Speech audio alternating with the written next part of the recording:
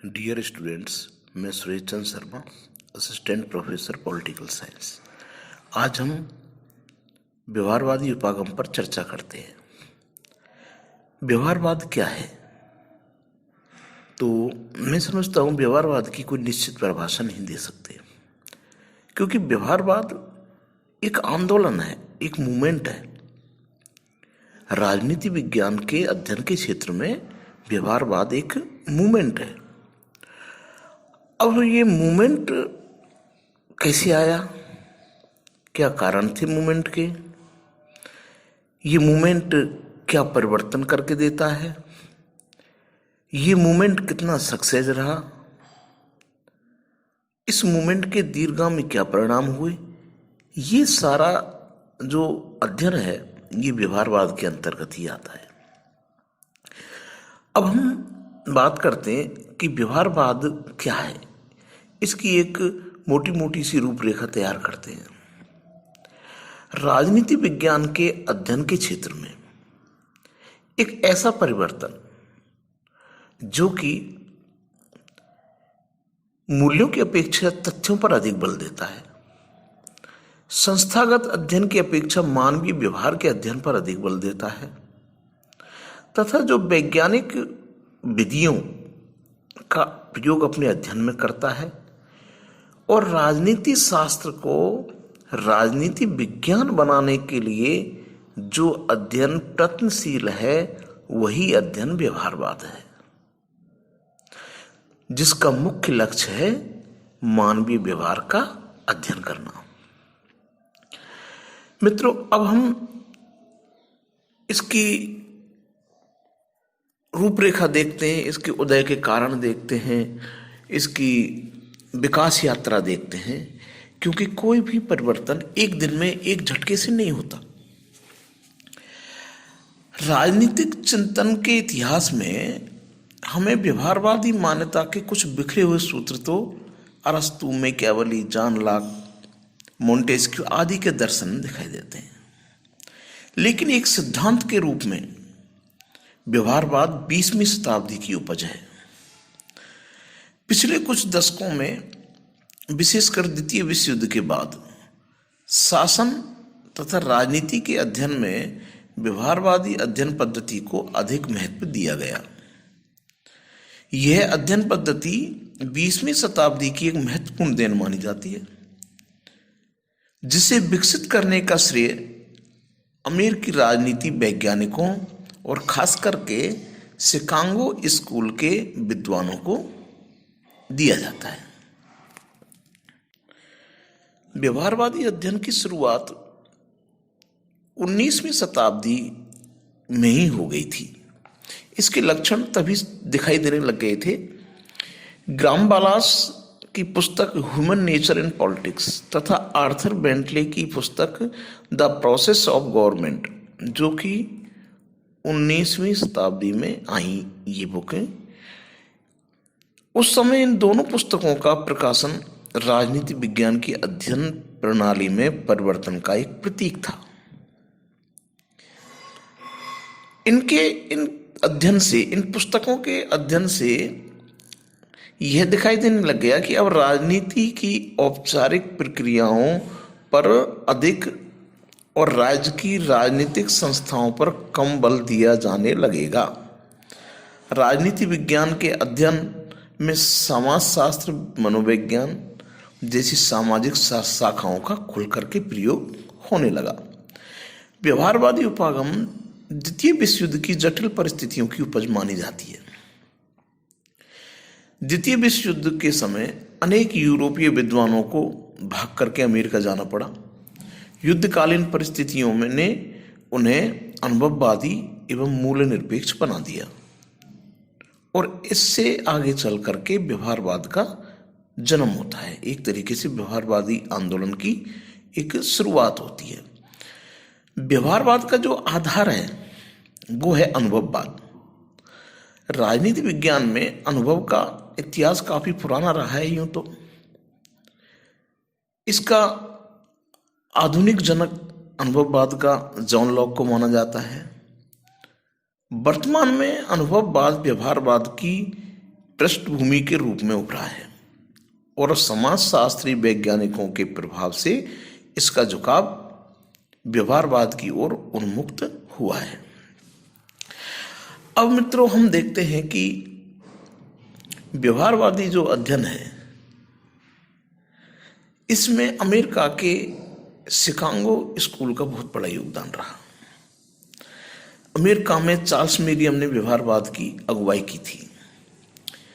मेरियम साहब की एक पुस्तक थी न्यू कॉन्सेप्ट ऑफ पॉलिटिक्स, जो 1925 में आई।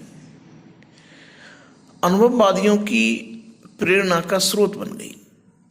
मेरियम के अधीन राजनीति शास्त्रियों के एक समूह ने राजनीति विज्ञान को समाजशास्त्र, मनोविज्ञान, दर्शन, सांख्यिकी, अर्थशास्त्र एवं समाजशास्त्र जैसे विज्ञानों के निकट लाने का हर संभव प्रयास किया।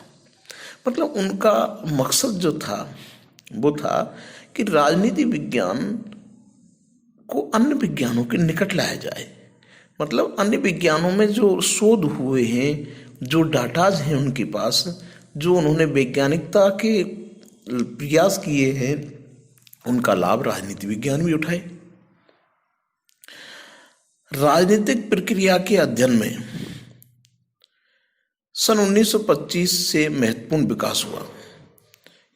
इसमें से कुछ का उल्लेख आज हम करेंगे।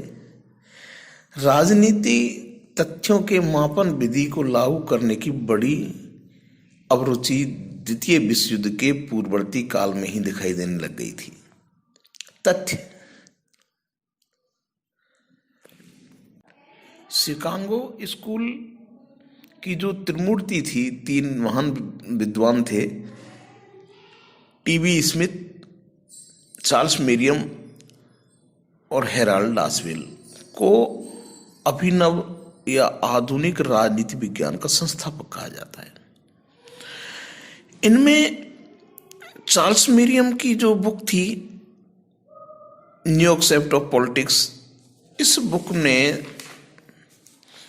समाजशास्त्र को विज्ञान बनाने का नारा दिया था और इसी बुक से प्रेरणा लेकर के शिकागो जो संप्रदाय था अपना, शिकागो जो स्कूल था, उसके विद्वानों ने व्यवहारवाद की नींव रखी। मेरियम की बुक और मेरियम के विचारों से प्रेरणा लेकर के राजनीति विज्ञान में सांख्यिकी और तकनीकी का प्रयोग होने लगा। व्यक्ति और व्यक्तियों के छोटे छोटे समूहों का राजनीतिक आचरण का अध्ययन किया जाने लगा।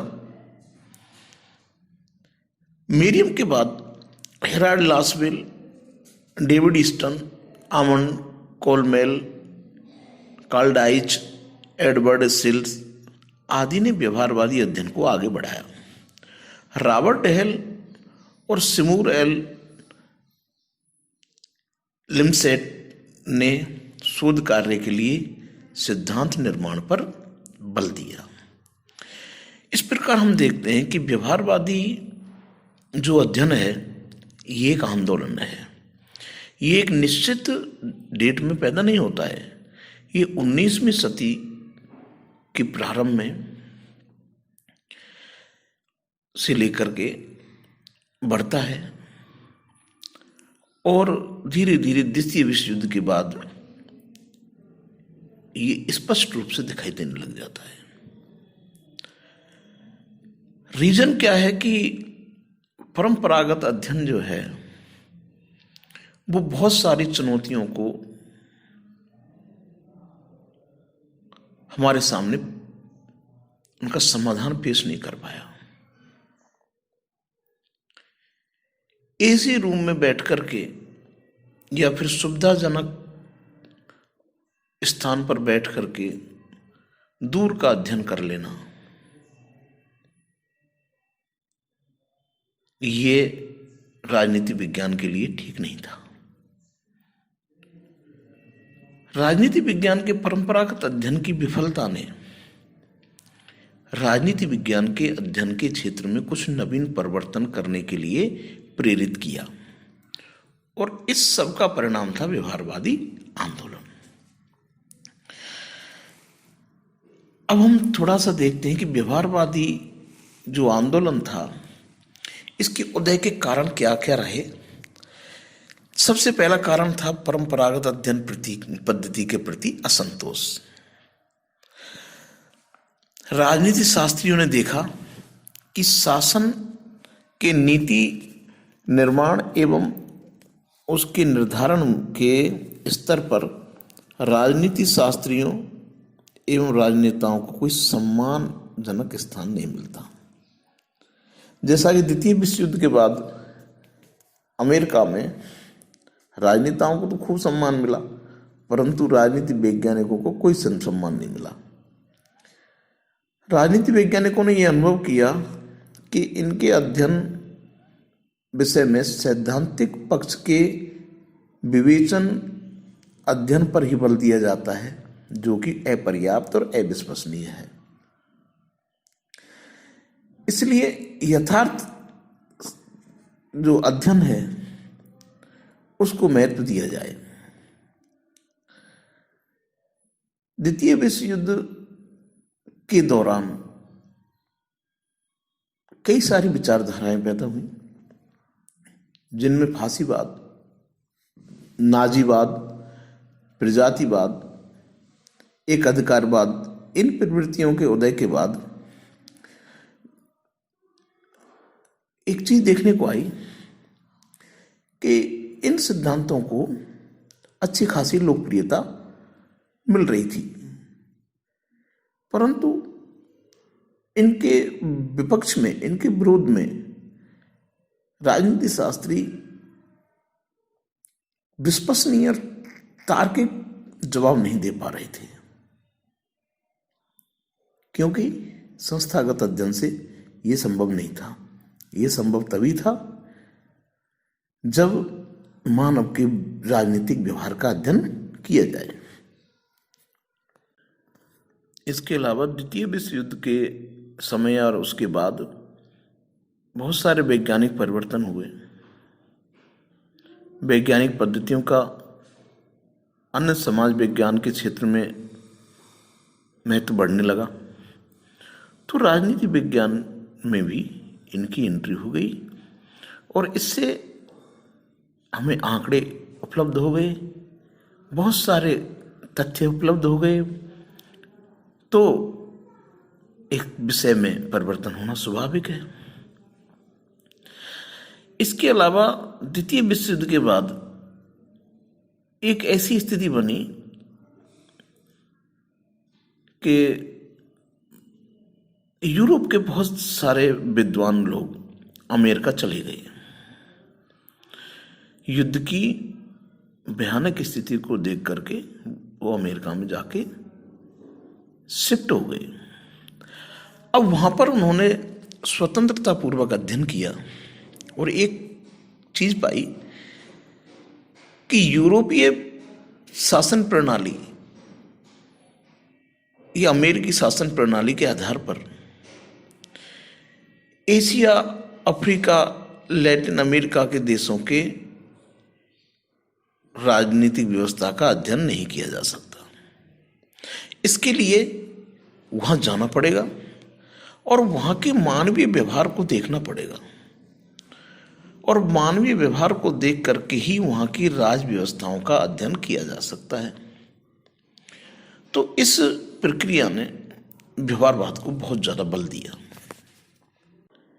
इसके अलावा हम देखते हैं कि अन्य समाज विज्ञानों में जो प्रयोग हुए उसका भी व्यवहार राजनीति विज्ञान में लाभ लेना जरूरी था। जैसा कि रॉबर्ट डेहल लिखते हैं कि व्यवहारवाद एक ऐसा आंदोलन है जिसका उद्देश्य राजनीतिक अध्ययन को आधुनिक मनोविज्ञान, समाजशास्त्र और अर्थशास्त्र में विकसित सिद्धांतों, पद्धतियों, खोजों और दृष्टिकोणों के निकट संपर्क में लाना है।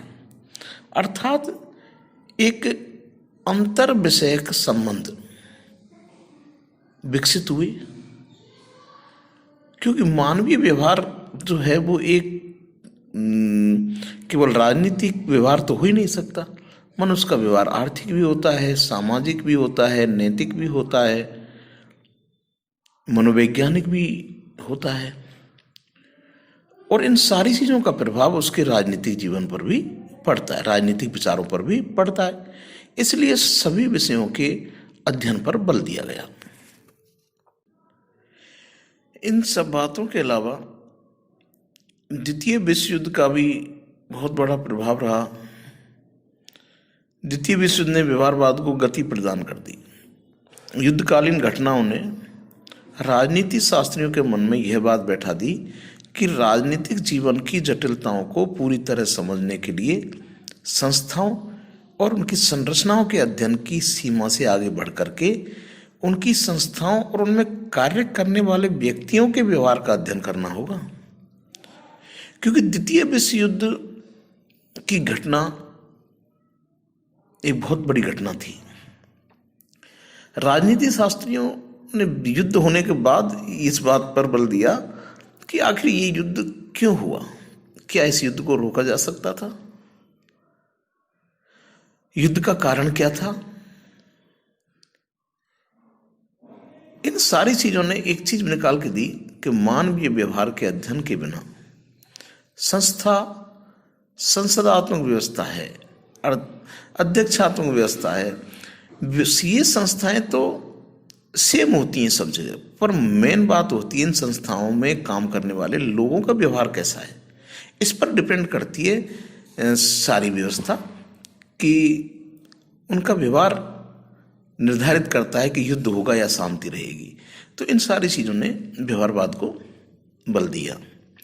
इसके अलावा द्वितीय विश्व युद्ध के बाद जो नवीन पद्धतियां आई, जैसे परीक्षण है, सर्वेक्षण पद्धति है, उपकरणों का प्रयोग है, सांख्यिकी विश्लेषण है, गणितीय प्रारूप हैं, दिशा निर्देश सर्वेक्षण जैसी प्रविधियों के बढ़ते हुए प्रयोग ने राजनीति विज्ञान के अध्ययन को भी वस्तुनिष्ठ एवं व्यवहारिक अध्ययन बनाने में बहुत बड़ा योगदान दिया। इस प्रकार हम देखते हैं कि परंपरागत अध्ययन पद्धति से बाहर निकल करके व्यवहारवाद ने एक नवीन दिशा पकड़ ली। डेविड ईस्टन को व्यवहारवाद का जन्मदाता माना जाता है और चार्ल्स मेरियम को व्यवहारवाद का प्रणेता माना जाता है। तो चार्ल्स मेरियम ने व्यवहारवाद की शुरुआत की और डेविड ईस्टन ने व्यवहारवाद को स्थापना कर दी। तो व्यवहारवाद का जो विकास है वो धीरे धीरे हुआ।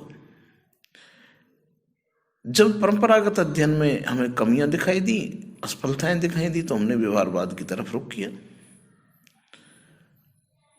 और एक नवीन पद्धति हमारे सामने आई, जिसका मुख्य लक्ष्य क्या है? मानवीय व्यवहार का अध्ययन करना, वस्तुनिष्ठ अध्ययन करना, मूल्य मुक्त अध्ययन करना।